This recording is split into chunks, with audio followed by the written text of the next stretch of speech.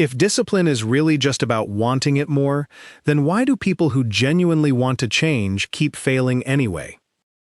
Ouch. That one stings a little, because I think a lot of people listening have asked themselves that exact question. Am I just someone who lacks discipline?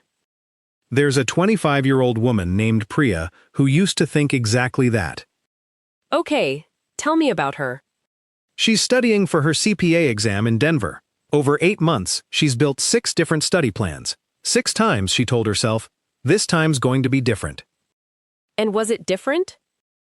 It was, just not in the way she was hoping. What do you mean? All 6 times, the plan collapsed within 4 to 6 days. 4 to 6 days? Not even a couple months? Nope, and every single time, it started out perfect. Hour-by-hour schedule, desk cleared off completely, goals written down. She even bought a brand new notebook every time she restarted. Okay, the new notebook thing, I felt that personally. But the problem was never that Priya didn't try. She tried harder than most people ever do. She was just building something that needed to last a long time out of something that disappears fast. You mean motivation? Exactly. That's the mistake almost everyone makes. People think a disciplined person is someone who can force themselves to do the hard thing every day through sheer will. But Japanese samurai understood something completely different. Which is? They didn't build discipline by fighting their own emotions. They built it by creating a system that made the right action automatic. So if the problem was never a lack of willpower, what actually kept making Priya fail over and over? That's exactly what we're getting into today, and by the end of this, you'll know the 4-part system that fixed it, one piece most people have never even heard of. Good tease. So paint me a picture. What's Priya's day-to-day actually like? Junior accountant. Early mornings at the office, evenings supposedly free for studying. She's got this planner, bought brand new, first 10 pages filled in with color-coded pens, incredibly detailed. Then it just goes blank after page 11. Every single time? Every time. Same pattern, 6 different notebooks. She writes the plan at night, full of energy. 3 hours of studying every evening, up at 5 a.m. for an extra hour. No social media for the entire month leading up to the exam. That's an intense plan for someone who already works full-time. It is. And here's the part that makes it so painful. This isn't someone being lazy about it. She genuinely commits, night 1. So walk me through attempt number 6. This is the one that changes everything, right? Eventually. But it starts exactly like the other 5.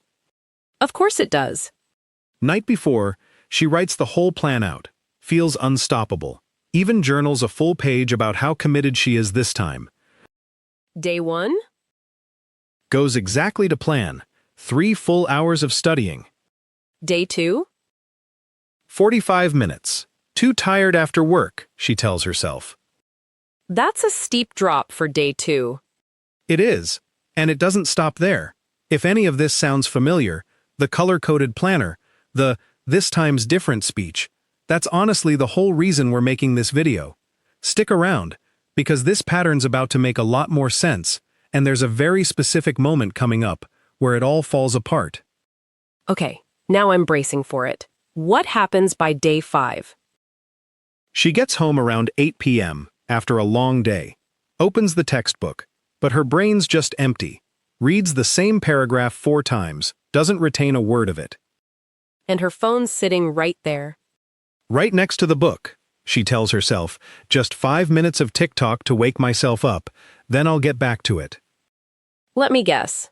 5 minutes doesn't stay 5 minutes. 50 minutes later, she looks at the clock. 9:15. She's furious at herself, and then just gives up on studying entirely that night, since the plan's already blown anyway. Then what? She tears that night's page right out of the planner, throws it in the trash. That's a pretty dramatic way to end a study session. But you said this was the attempt that changes things. So, this isn't the moment yet? Not yet. It actually gets worse first. A week later, instead of quitting outright, She shifts into something else, cramming everything into the weekend. 8 straight hours on Saturday, trying to make up for the whole week she missed. That sounds exhausting, not sustainable. It's both. She's so wiped out afterward that all of Sunday disappears too. No real studying, no real rest either. So what does that Saturday actually look like? Picture her at 11 p.m., 200 pages of exam material in front of her, eyes barely focusing anymore, but she keeps pushing because she feels like she has to make up the hours. And then Monday comes. Monday, at work, she's so exhausted she makes a small mistake on a report, gets corrected in front of the whole office. That's rough, especially in front of everyone. A few days later, her roommate asks, totally casually, "Hey, when's your CPA exam again? Haven't heard you mention studying in a while." Ouch! No malice in that at all, and it still lands hard. None at all, which is exactly why it hits so hard. Priya doesn't answer right away, just looks down at the planner, missing pages where she'd torn them out. And in that moment? She does the math for the first time. 6 attempts, 8 months, something like 40 total hours of real studying. The exam requires somewhere between 300 and 400 hours minimum. 40 out of 400. That's barely a dent. Okay, so this is finally the bottom, right? This is where it turns?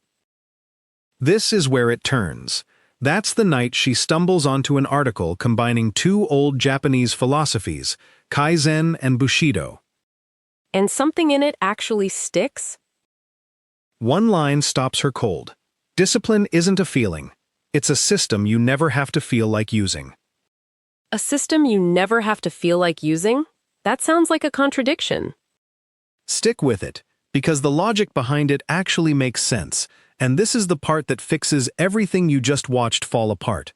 Motivation is a feeling, and feelings shift with your sleep, your blood sugar, your stress levels, hour to hour. Building discipline on top of motivation means building it on ground that's constantly moving. So you're building a system on sand.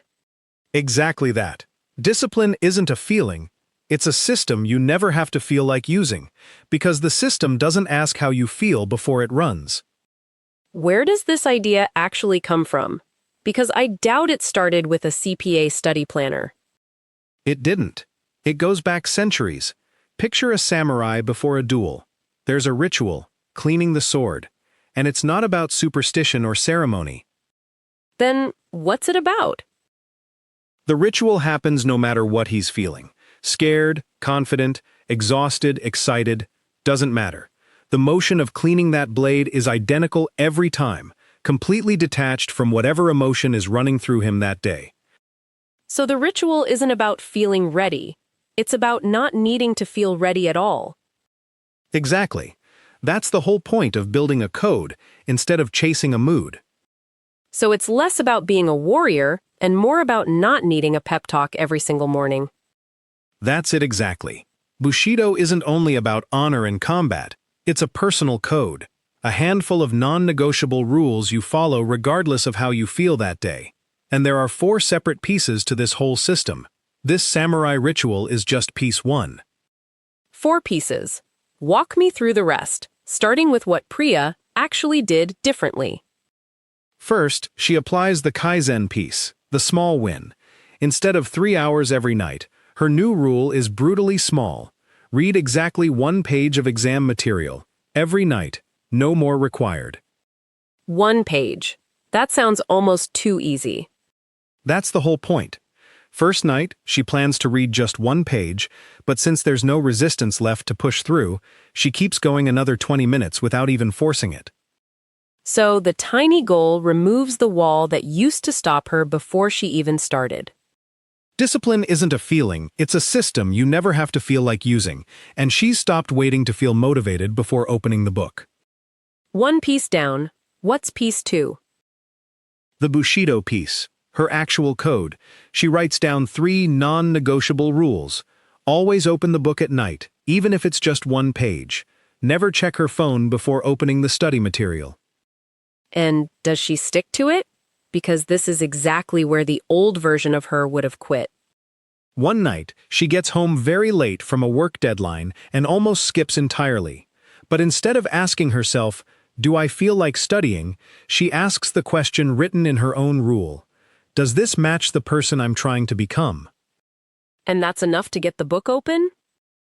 Enough to get one page read before bed. After 3 weeks of this minimum rule, she's studied for 21 straight days without a single gap. Something that never happened across the previous 6 attempts. 21 days straight. Okay, give me something bigger than 1 page a night, because that feels almost too small to matter, and I have a feeling piece 3 is coming. It is. But first, let's talk about Jonathan Franzen, because this is where things get a little extreme. The novelist? The novelist. While writing his book Freedom, he did something almost extreme. Physically disabled his own internet connection. What do you mean, physically? He used an old laptop, glued the Ethernet port shut with his own hands, and literally removed the Wi-Fi card from inside the machine. Wait, he physically disabled his own internet just to write a book? That's it. That's the entire system. So he didn't trust himself to just not check email? He didn't rely on willpower to keep himself off the browser. He made getting online physically impossible, removed the need for self-control entirely. So the whole trick isn't more self-control. It's removing the need for self-control in the first place. That's piece 3. The Japanese call it seiri, clearing the path. And Priya, who's never heard of Jonathan Franzen in her life, is basically doing her own version of that. Exact same principle. She's not gluing anything shut, but she starts leaving her phone in the living room instead of her bedroom during study sessions. Same idea, different scale. Same idea. And there's one piece left, piece 4, the one that gets her through the nights she truly doesn't want to study at all. Okay, don't tell me yet. Let me guess. Something to do with just starting? Close. She calls it the 60-second rule. Anytime she feels resistance to starting, she commits to studying for exactly 60 seconds and gives herself full permission to stop after that if she wants to. Does she ever actually stop after 60 seconds? Almost never. One night, she genuinely doesn't want to study at all, opens the book only to get through her 60 seconds and be done. But once the 60 seconds pass, the hardest part's already behind her, and she keeps going another 40 minutes. So the barrier was never the studying itself, it was just starting. Discipline isn't a feeling, it's a system you never have to feel like using, and she's realized the feeling of readiness was never actually required to begin. All 4 pieces are in place now. What happens 2 months into all this? She's logged over 150 hours of real studying, almost as much as all 6 previous attempts combined. 150 hours. That's genuinely the best stretch of this whole story so far. It is. Which is exactly the moment the biggest test of the entire 8 months lands on her desk, completely without warning. Uh-oh, what happens? Her firm gets assigned a massive year-end audit, a client in serious trouble, books that don't add up cleanly. Priya's pulled onto the team, and for 3 straight weeks, she's working 12, sometimes 14-hour days, including most weekends. That's not just tired after work anymore. That's a completely different scale of exhausted. A completely different scale. The 1-page rule, the 60-second rule, all of it assumes she has some baseline energy left at the end of a normal day. This isn't a normal day. Some nights she's still at the office at 10 p.m., drives home, and is asleep within minutes of walking through the door. So what happens to the 21-day streak? Breaks. Not once. 6 nights in the first 10 days of the audit. She doesn't even open the book, doesn't touch the phone rule either, because the phone's how the partners are reaching her at all hours. 6 missed nights out of 10. That's the old pattern creeping back in fast. Exactly the old pattern, and it hits her exactly the same way it used to. One night, half-conscious on her couch at 11 p.m., she thinks, there it is, same as every other time. Something gets hard, and the whole system just falls apart. That's a heavier kind of doubt than just missing a day. Much heavier, because it's not, I had a rough night. Maybe I really am just someone this doesn't work for. Maybe the 4 pieces were never going to survive real life. She actually considers pushing the exam back another cycle, telling herself the audit is proof she's not built for this. So what stops her from doing that? A senior manager on the audit team, a woman named Grace who's been a CPA for almost 20 years, notices Priya staring blankly at her screen one night around 9 p.m., clearly somewhere else mentally, asks if she's okay. And Priya actually tells her? More than she means to, explains the 6 failed attempts, the 4-piece system, the 21-day streak that just got wiped out by this audit. Grace listens, then says something that stops Priya completely. You're treating this audit like proof the system failed. It's not proof of that. It's proof you finally built a system worth testing. What does she mean by that? Grace explains that for the first 5 attempts, Priya never got far enough for life to actually challenge her. The plan collapsed on its own, quietly, before anything real ever tested it. This time, an actual crisis hit, and the honest answer is the system bent under real pressure. That's different from a system that was fake to begin with. So the audit wasn't the system breaking, it was the first real stress test it ever got. Exactly the reframe Priya needed. Discipline isn't a feeling. It's a system you never have to feel like using. But she'd let 6 missed nights convince her the whole 4-piece structure was a lie, instead of just adjusting the system to survive a genuine crisis. So what does she actually do differently after that conversation? Doesn't try to force 3 hours back in overnight. Doesn't cram to make up the 6 missed nights either. Goes back to piece 1, the smallest possible version.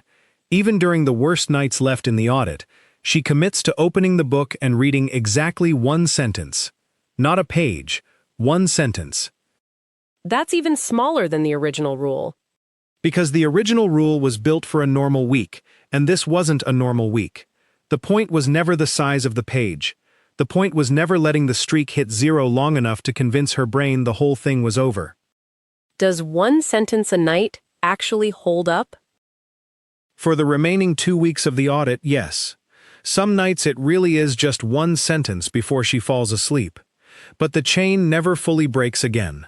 Audit wraps up, and the very next week, she's back to a full page, then back to the 60-second rule, kicking her into longer sessions. So the setback didn't get fixed with some big dramatic comeback. It got fixed with the same tiny mechanism that started the whole thing, just shrunk down even further to survive a worse week.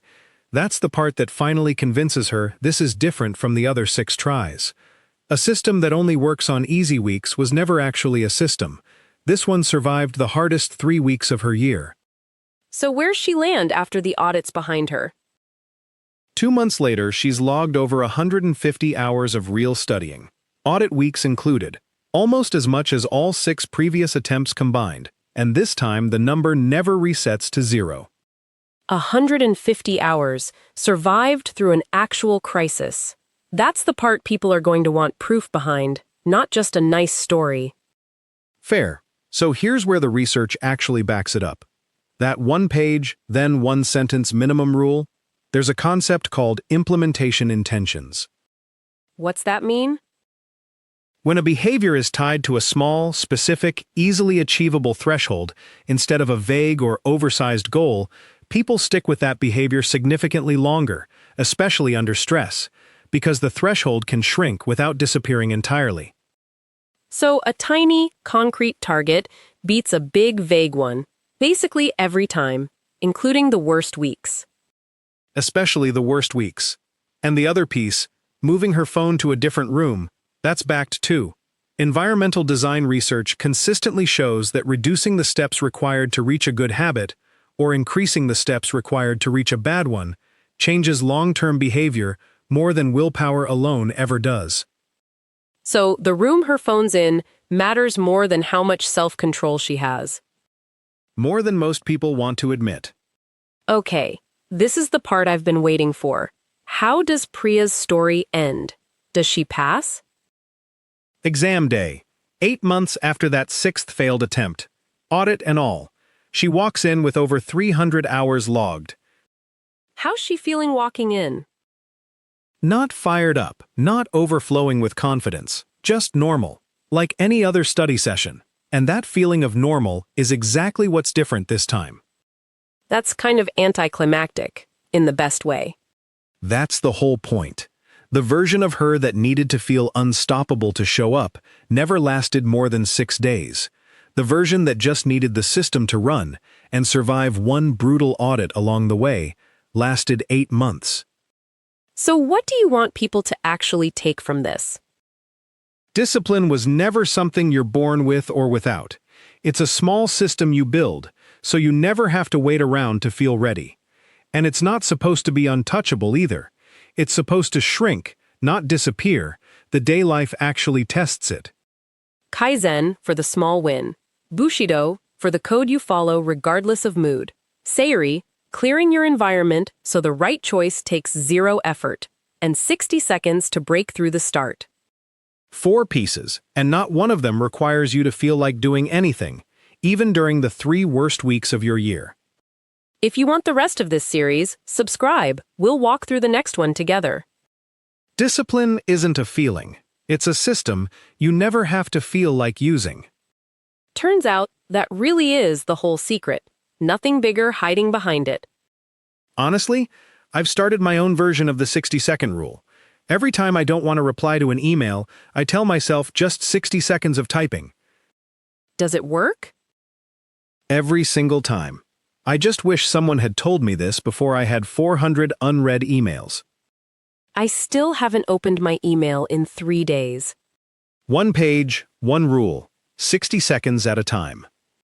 We'll see you in the next one.